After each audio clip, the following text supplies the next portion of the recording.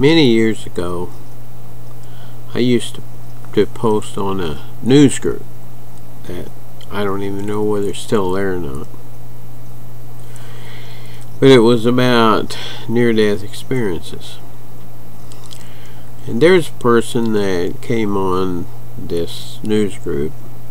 I'll call him Joe.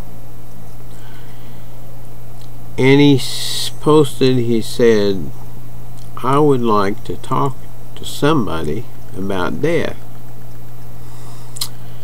So I emailed him, gave him my email address, and told him that I would be happy to talk to him about death. So he emailed me and he told me that he had cancer. He had cancer that had gone through a lot of his body. It was in his lungs, in his stomach, and other places. And the doctors had told him that they had done all they could do for him. It was at stage 4, and that he would probably only had about 4 months to live. So they sent him home to die with some pain pills. So he told me that he just wanted to talk about it because he was pretty sure he was going to die rather soon. So I told him okay. I said we can talk about it, and I found out in talking to him about it, I asked him to read some near-death experiences. I thought that would help him, but he didn't want to read them. He said that he didn't think they were anything but hallucinations or dreams or something. He had gone to church in his youth but was now away from church, and really just didn't believe any of it. I asked him to do some affirmations, and he looked at those affirmations and he said he didn't think they were of any value, so we do it. So we talked back and forth, and I trying to explain to him that he was an eternal being, and he was being pretty sure that he wasn't. And this went on for about 2 months, maybe even a little over 2 months. And one day I asked him, I said, what have you got to lose by doing what I want you to do? And he wrote back and he says, well, I really guess I got nothing to lose.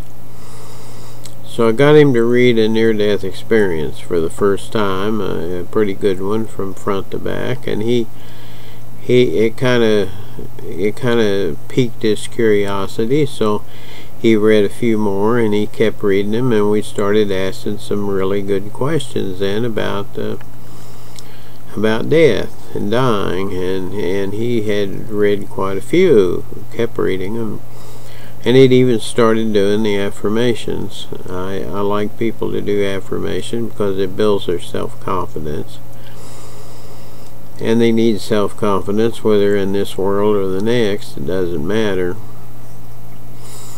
And so we were going along there discussing that, and he was asking me questions about near-death experiences and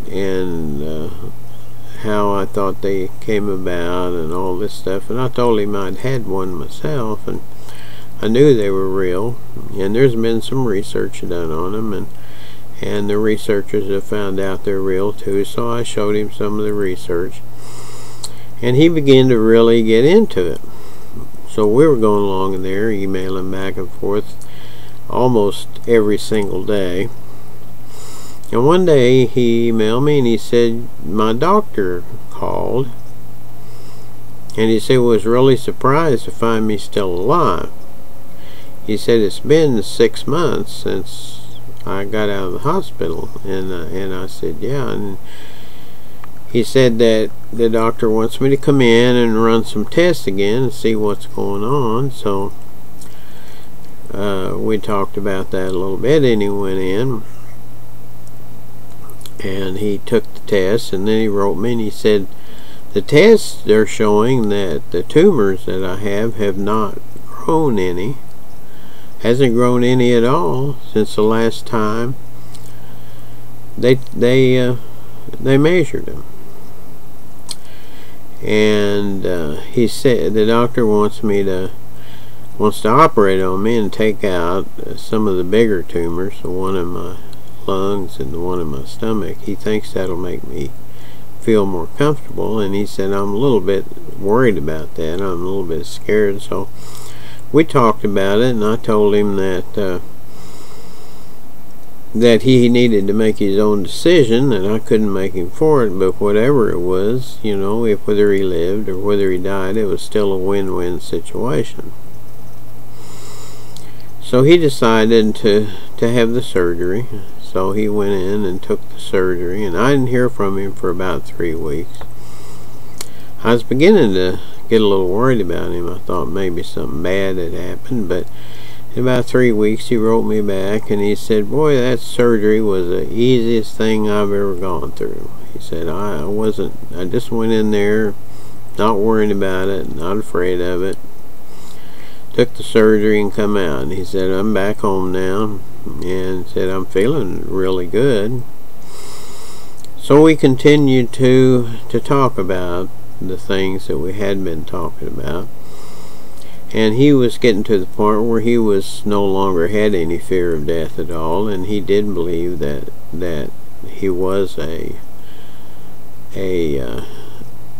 being that would continue to live after the death of his body. And so this went on for a while. We didn't email quite as much. It went down to about once a week maybe. And then about 6 months after that, he emailed me and told me that he'd been back to the doctor and they'd run some tests on him, and he was cancer free. Had no cancer at all anywhere in his body. And he told me, he says, well, they don't really call it a cure until you've been cured for like 3 years, I think it was what he told me. And I said, great. Well, you know, he says, yeah. I said, I'm going back to my job. He said that I said I won't go back to the same company, but he was some kind of computer analyst, something of that nature. And he said, I'm going back to work, and he said, I've been riding my bicycle, and he said, I feel real good, and I'm going back to work. And so he did. And we wrote back and forth, and the time went by, and I stayed in contact with him for a number of years, just off and on. And after the 3-year, whatever period it was, went by, he said that he was still cancer free. So then, after that, we kind of lost contact with one another, and I haven't heard from him in years. But I feel like that if the cancer had come back, he would have called me. He would have emailed me. And but he hasn't. So now, we never talked about healing the cancer or anything like that. We only talked about understanding that you're a human being here, but you're a spirit in the spirit world, and you won't ever die. Not really. And I think when he lost his fear, when he no longer was afraid of death, well, he started to get better. Now, I've noticed this in reading about people that does happen. That a lot of times when people lose their fear, they also lose whatever they were afraid of. And I think that's really important. I think people are are to do things, learn things that will keep them from being afraid of death.